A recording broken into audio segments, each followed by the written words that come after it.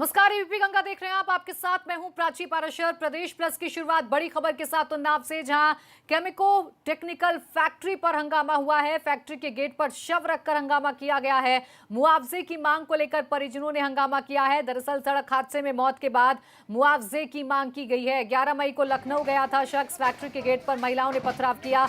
Police लोगों को समझाने की कोशिश में जुटी है। कोतवाली उन्नाव के दही चौकी का ये पूरा मामला है। तो देखिए, हम तस्वीरें भी आपको दिखा रहे हैं। पुलिस भी भारी संख्या में मौके पर मौजूद है और महिलाओं को समझाने की कोशिश की जा रही है, लेकिन महिलाएं किस तरीके से गुस्से में हैं वो आपको तस्वीरें देखकर समझ में आ रहा होगा।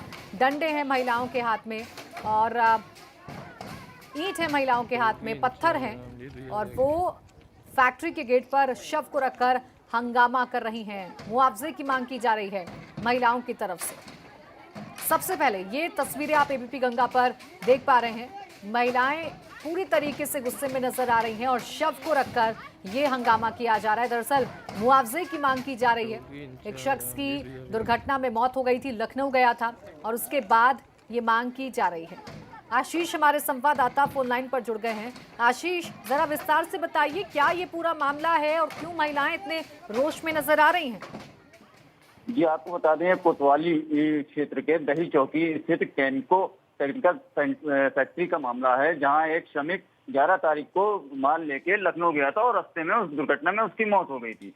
आज उसका शव को फैक्ट्री गेट पे रख के उसके परिजन जो है मुआवजे की मांग कर रहे थे, जिसको फैक्ट्री मालिकों ने नकार दिया और मुआवजा देने से मना कर दिया। उसके बाद उसके परिजन उग्र हो गए और ईंट पत्थरों से फैक्ट्री के गेट को तोड़ने लगे। सूचना पर पहुंची पुलिस ने महिलाओं को समझा रही है, लेकिन अभी तक की महिलाएं जो है मानने के तैयार नहीं है, मुआवजे की लेके अड़ी हुई हैं। जी, शुक्रिया आपका तमाम जानकारी के लिए आशीष। तो महिलाएं अभी नहीं मान रही हैं, लगातार मुआवजे की मांग। पुलिस प्रशासन जुटा हुआ है कि महिलाओं को समझाया जाए। बढ़ते हैं आगे और अब बात करते हैं पीएम मोदी के 2020 प्लान की।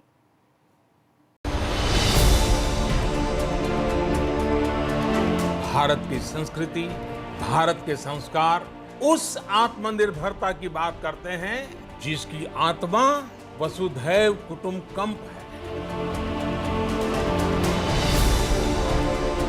आज से हर भारतवासी को अपने लोकल के लिए वोकल बनना है।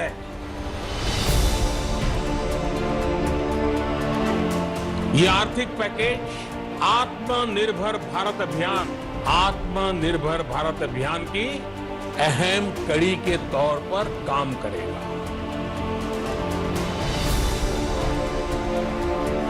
लॉकडाउन 4 पूरी तरह नए रंग रूप वाला होगा, नए नियमों वाला होगा।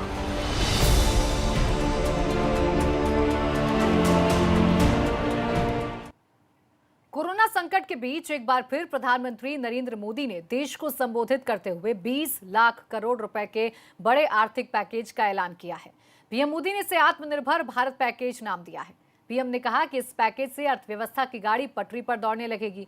18 मई से लॉकडाउन 4.0 शुरू हो जाएगा, लेकिन अब हमें कोरोना से इसके साथ ही जंग लड़नी है। जान के साथ जहान के लिए प्रधानमंत्री की तरफ से 20 लाख करोड़ के विशेष पैकेज की घोषणा की गई है, जिससे उद्योग जगत में लोगों की उम्मीदें बढ़ गई हैं। खासकर एमएसएमई सेक्टर से जुड़े लोगों को काफी ज्यादा उम्मीदें इस विशेष पैकेज से हैं, क्योंकि प्रधानमंत्री मुख्यमंत्री योगी इस सेक्टर पर खास जोर देने की बात कहते आए हैं। और अब खास मेहमान हमारे साथ जुड़ गए हैं, जिनसे हम समझने की कोशिश करेंगे कि उत्तर प्रदेश के लिहाज से कितना अहम ये पैकेज हो जाएगा। सतीश महाना, औद्योगिक मंत्री उत्तर प्रदेश, हमारे साथ जुड़ गए हैं। बहुत स्वागत है आपका सतीश महाना जी एबीपी गंगा पर। सतीश जी, आसान भाषा में मैं सबसे पहले आपसे समझना चाहूंगी, क्योंकि आम लोग इकोनॉमी नहीं समझते हैं कि इसके क्या मायने निकाले जाएं। ये जो 20 लाख करोड़ का ऐलान किया गया है, कितनी राहत उत्तर प्रदेश को मिलेगी और कैसे मिलेगी, क्या संभावनाएं हैं? देखिए, सबसे महत्वपूर्ण बात है कि जिस समय कोरोना पैंडेमिक पूरे दुनिया में इसने अपना कहर मचाया, हिंदुस्तान में माननीय प्रधानमंत्री जी के प्रोएक्टिव निर्णय लेने के पश्चात हम उस विकराल स्वरूप से बच सके। लेकिन लॉकडाउन के कारण बहुत सारे इकोनॉमिक एक्टिविटीज़ थी, सारी की सारी ठप होगी विशेष रूप से इंडस्ट्रीज़ को बहुत बड़ा उसमें एक नुकसान हुआ। इंडस्ट्रियलिस्ट परेशान था, एमएसएमई के लोग जो छोटी पूंजी के साथ अपना काम करते हैं उनको बहुत बड़ी दिक्कत आई थी।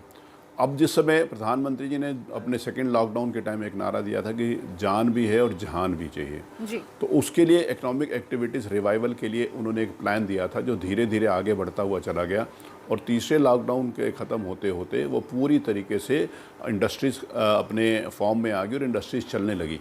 उन क्षेत्रों में विशेष रूप से जहाँ पर रेड हॉटस्पॉट एरिया है, कंटेनमेंट जोन्स हैं, उन क्षेत्रों को छोड़कर अधिकांशतः क्षेत्रों में नियमों का पालन करते हुए इंडस्ट्रीज चलने प्रारंभ होगी।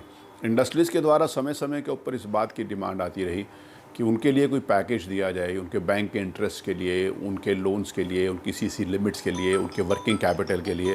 इस प्रकार का एक बातचीत, एक डिमांड इंडस्ट्रीज़ के द्वारा हमेशा आती रही। वो डिमांड जनता की, इंडस्ट्रीज़ की हमारे द्वारा माननीय मुख्यमंत्री जी को पहुंचाएगी और मुख्यमंत्री जी के द्वारा भारत सरकार में भी पहुंचाया गया। ऐसे पूरे देश के राज्यों ने किया होगा। भारत सरकार ने उसको बहुत गंभीरता के साथ विचार करते हुए कल आदरणीय प्रधानमंत्री जी ने 20 लाख करोड़ रुपए के पैकेज का अनाउंसमेंट किया। इसके लिए माननीय सूक्ष्म उद्योग मंत्री आदरणीय श्री नितिन गडकरी जी के द्वारा भी इसकी चिंता करी गई थी और कल उन्होंने इस बात के लिए विश्वास व्यक्त किया है कि एक बहुत बड़ा बूस्ट होगा, एक बहुत बड़ी हैंड होल्डिंग होगी इंडस्ट्रीज़ के लिए। उसके विस्तार से आदरणीय वित्त मंत्री श्रीमती निर्मला सीतारमण जी जैसे उसको बताएंगी, उसके बाद उसके अनुरूप हम कार्रवाई करेंगे और इंडस्ट्रीज़ के लिए मजबूती के साथ उनको रिवाइवल के लिए उनके साथ खड़े होंगे। बिल्कुल सतीश जी, देखिए तो शाम 4 बजे साफ होगा कि वित्त मंत्री किस लिहाज से, किस प्लानिंग के तहत इस पैकेज को बांटती हैं और किस तरीके से बंटवारा होता है। लेकिन सतीश जी, उत्तर प्रदेश के लिहाज से मैं समझूं तो किन सेक्टर्स में आपको लगता है कि सबसे ज़्यादा ज़रूरत है उनको दुरुस्त किया जाए, उनको पैसा दिया जाए, उनको राहत दी जाए ताकि उत्तर प्रदेश का जो विकास है वो पटरी पर यूं ही सरपट दौड़ता रहे? देखिए, इस पैंडमिक से हर आदमी अफेक्टेड है, सारी की सारी इंडस्ट्रीज अफेक्टेड थी और इंडस्ट्री एज ए होल जिस समय उसको कोई बाइफरकेशन करना आज की तारीख में मुश्किल है कि मैं उस पहले बता दूं कि किस सेक्टर को दिया जाएगा और किस सेक्टर को नहीं दिया जाएगा। ये एक प्रश्नवाचक चिन्ह है जिसका जब तक क्लियर नहीं होता माननीय वित्त मंत्री जी के द्वारा तो मेरे द्वारा पहले बताया जाना इसके लिए संभव नहीं है। लेकिन मैं ये ज़रूर बात कहना चाहूँगा कि हर सेक्टर के लिए, विशेष रूप से इंडस्ट्रीज, देखिए इंडस्ट्रीज को चलाना इकोनॉमिकल रिवाइवल के लिए बहुत ज़रूरी है क्योंकि उसमें बड़ी संख्या में मजदूर काम करते हैं। मजदूर को काम मिले, प्रधानमंत्री जी ने कल अपने संबोधन में मजदूर की बात कही है, किसान की बात कही है, गरीब की बात कही है और जिस समय इनकी बात कही है तो इनको रोज़गार मिलेगा तभी पुराने ढर्रे के ऊपर हमारी इकोनॉमी आ सकेगी। तो इसीलिए इंडस्ट्री और लेबर एक दूसरे के पूरक के रूप में काम करते हैं और एक दूसरे के सब सप्लीमेंट करेंगे। तो इंडस्ट्रीज़ को ये समझना चाहिए कि बिना मजदूर के उनकी इंडस्ट्री नहीं चल सकती और आज इस कठिनाई के दौर में मजदूर को भी ये समझने की ज़रूरत है कि इंडस्ट्री बंद हो जाएगी तो उसका काम नहीं चलेगा।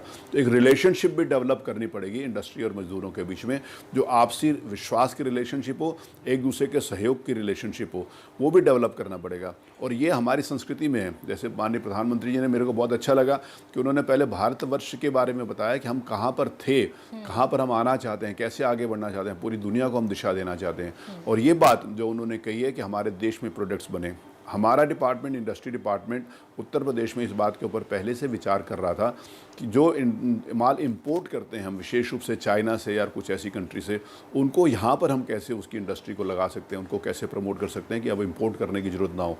कल माननीय प्रधानमंत्री जी के उद्बोधन में इस बात को बहुत प्रभावी ढंग से कहा गया कि हम इंपोर्ट कम करें और एक्सपोर्ट करने की स्थिति में आएँ।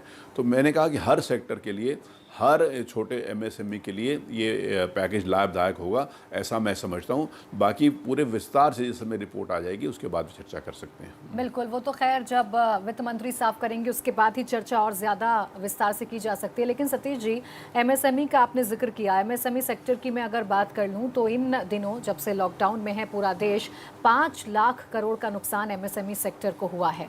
अब जो ये राहत पैकेज मिला है, क्या देख पा रहे हैं आप कि एमएसएमई सेक्टर यूपी में हब बनाने की कोशिश की जा रही है सीएम द्वारा कि एमएसएमई हब होगा उत्तर प्रदेश और यहाँ पर जो मजदूर हैं जो बाहर काम करते थे उनको रोजगार यहीं पर दिया जाएगा। तो इस पैकेज से कितनी राहत देख रहे हैं और कितनी मजबूती मिलेगी उत्तर प्रदेश को कि एमएसएमई हब यूपी को बनाया जा सके? देखिए, एमएसएमई एक बहुत बड़ा सेक्टर उत्तर प्रदेश के लिए है। पूरे देश में सबसे ज़्यादा एमएसएमई यूपी में है। 90 लाख से ज़्यादा एमएसएमई यहाँ पर का है। और उन इंडस्ट्रीज़ को जैसे कहा कि हैंड होल्डिंग करनी बहुत ज़रूरी थी। अब पहले से ही उन लोगों ने अपने संसाधनों से जो भी इस कठिनाई के बावजूद भी वो कर सकते थे, उन्होंने अपना काम प्रारंभ किया है। पिछले इसी महीने के 4 तारीख से जब सेकेंड लॉकडाउन समाप्त हुआ था, तब से जो गाइडलाइन भारत सरकार के द्वारा दी गई थी, इंडस्ट्री डिपार्टमेंट ने, उत्तर प्रदेश सरकार ने प्रोएक्टिव तरीके से उनका सहयोग और उनकी मदद करनी शुरू कर दी। चाहे वो लेबर से संबंधित हो, चाहे वो उनके परमिशन से संबंधित हो, चाहे वो उनके स्थानीय स्तर के ऊपर कुछ नियम कायदे कानून जिस प्रकार से होते थे उनके संबंध में हो, उनके लाइसेंसेस के संबंध में हो, ये सारी की सारी बातें उनकी मानी गई। हम लोगों ने इंडस्ट्री डिपार्टमेंट ने लॉकडाउन के पीरियड के अंतर्गत ही बहुत सारा ऐसा काम किया। जैसे हम लोगों ने कुछ सर्विसेज थी जिसको ऑनलाइन कर दी, जिससे उनको इंडस्ट्रीज़ को परेशानी नहीं होनी चाहिए। हम लोगों ने इंडस्ट्री डिपार्टमेंट ने जो उनके ड्यूज़ थे मार्च से लेकर अभी तक, हम लोग उसको ड्यूज़ को डेफर कर दिया, उसके इंटरेस्ट को वेव कर दिया, पेनल इंटरेस्ट को वेव कर दिया। जून तक वो किसी भी प्रकार से अपना मूल सिर्फ जमा करने के लिए उनको छूट दी गई है। बिजली के लिए भी उनको डेफर कर दिया गया कि उनको 3 महीने तक उसके बिल फिक्स चार्जेस जमा कराने की आवश्यकता नहीं, उसके बाद कर सकते हैं। तो स्थानीय स्तर के ऊपर पूरा सहयोग किया गया है इंडस्ट्रीज़ के लिए, विशेष रूप से एमएसएमई के लिए। मेरी रोज़ इंडस्ट्रीज से बातचीत हो रही है। वो एक बड़े पैकेज की उम्मीद करते थे, और जिस समय बड़े पैकेज की बात होती थी तो लोग कल्पना भी करते थे हर तरीके से कि 10 लाख करोड़ रुपए का एक बड़ा पैकेज आ सकता है। लेकिन आदरणीय प्रधानमंत्री जी ने जो कल्पना थी, जो सोच थी, जो मांग थी, उससे दोगुने पैकेज का अनाउंसमेंट किया। तो निश्चित रूप से ये एमएसएमई के लिए एक स्ट्रॉन्ग हैंड होल्डिंग होगी, और एमएसएमई अपने पुराने रॉ पर आ जाएगी। मैं रॉ शब्द इसलिए इस्तेमाल कर रहा हूँ क्योंकि रॉ पर आ जाएगी, और जिस समय रॉ पर आएगी ये पूरा सिस्टम, इकोनॉमिकल सिस्टम चलना पड़ेगा, कंज्यूमर से लेकर इंडस्ट्री तक। और जिस समय एंड यूज़र उसको खरीदने की स्थिति में आएगा, तभी पूरी की पूरी इंडस्ट्री चलेगी। उसके लिए हम इंतज़ार कर रहे हैं कि जो 4th लॉकडाउन होगा कितनी छूट उसमें से मिल सकती है। उसके ऊपर विचार विमर्श कल माननीय मुख्यमंत्री जी ने सारे मंत्रियों के साथ किया है। हम लोगों ने अपने सुझाव दिए हैं और भारत सरकार को प्रेषित कर दिए जाएंगे, और भारत सरकार के द्वारा जो भी निर्देश होगा हम उसका पालन करेंगे। बिल्कुल, और ये ज़रूरी भी है। देखिए, अर्थव्यवस्था को पटरी पर लाना तो बहुत ज़रूरी है। ऐसे में सतीश महाना जी, जो कल से एक शब्द बहुत चर्चा में है, वो है स्वदेशी। स्वदेशी पर जोर दिया, और इसका जिक्र आपने भी किया कि बहुत अच्छा आपको भी लगा कि भारत की जो संस्कृति है उसका जिक्र पीएम मोदी ने किया। साथ ही साथ चर्चा की जा रही है कि वोकल फॉर लोकल। तो क्या समझा जाए कि जैसे ही तमाम चीज़ें क्लियर हो जाएंगी वित्त मंत्री के द्वारा, तो जो लघु उद्योग हैं उत्तर प्रदेश के, उनके विकास के लिए कुछ खास नीति सरकार के द्वारा बनाई जाएगी ताकि वोकल फॉर लोकल हो सके और स्वदेशी को बढ़ावा मिल सके?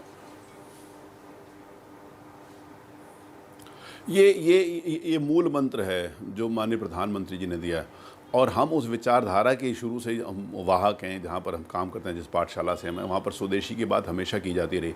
और कल जिस समय आदरणीय प्रधानमंत्री जी लोकल के लिए वोकल होने की बात करी, तो मैं इस बात को सोच रहा था कि उनकी कितनी विस्तृत सोच है। उन्होंने जब प्रधानमंत्री का पद ग्रहण किया था तो इस समय इंडस्ट्रीज़ की उन्होंने बात की, तो सबसे महत्वपूर्ण जो उन्होंने योजनाएँ लाई थी वो मेक इन इंडिया की भी योजना थी।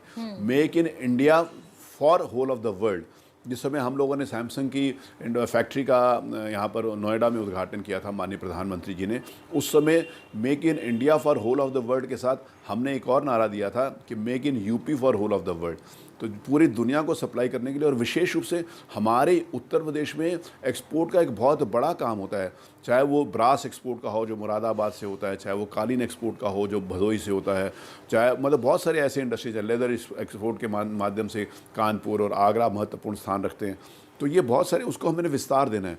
और अभी जो इंडस्ट्रीज हमारे को, हम इसको एक्सप्लोर कर सकते हैं कि कौन कौन सी इंडस्ट्रीज दुनिया भर से हिंदुस्तान में आकर अपना माल बना सकती हैं। तो मेक इन इंडिया का जो मूल मंत्र था वो स्वदेशी के साथ था। और स्वदेशी उस भाव का नाम है जो संबंध बनाती है, जो रिश्ते बनाती है, जो इस संस्कृति को अक्षुण्ण रखती है।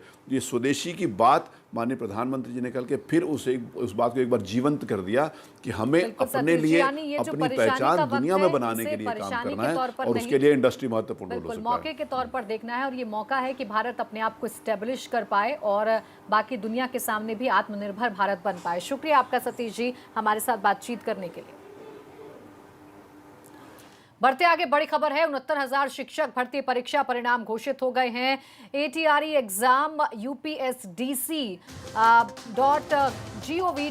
वेबसाइट पर आप ये नतीजे देख सकते हैं। यानी shailesh@reexam.upsdc.gov.in वेबसाइट पर आप ये नतीजे देख सकते हैं। शैलेश अरोड़ा मेरे सहयोगी जुड़ गए हैं इस खबर पर ज्यादा जानकारी के साथ। शैलेश, नतीजे तो पहले ही घोषित हो चुके थे, लेकिन अब वेबसाइट पर परिणाम देखे जा सकते हैं। क्या अपडेट है आपके पास? बिल्कुल निश्चित रूप से प्राची, रिजल्ट जो था वो कल जारी कर दिया गया था, लेकिन वो रिजल्ट जो था वो सिर्फ आंकड़ों में था कि कुल कितने अभ्यर्थी इसमें क्वालिफाई हुए, उसमें शिक्षा मित्र कितने हैं, उसमें डीएलएड के कितने हैं, उसमें बीटीसी कितने हैं, कैटेगरी वाइज कितने पास हुए हैं, सिर्फ ये आंकड़े थे। लेकिन आज जो रिजल्ट जारी हुआ है वेबसाइट पर, वो उन अभ्यर्थियों के लिए है जिनको ये जानना था कि वो पास है या नहीं पास है। तो अब अभ्यर्थी जो है अपना रिजल्ट वेबसाइट पर देख सकते हैं परीक्षा नियामक प्राधिकारी की, और जान सकते हैं कि जो आंसर की देखने के बाद उन्होंने अनुमान लगाया था उसके अनुसार उनके कितने अंक आए हैं, वो क्वालिफाई हुए हैं इस परीक्षा में या नहीं।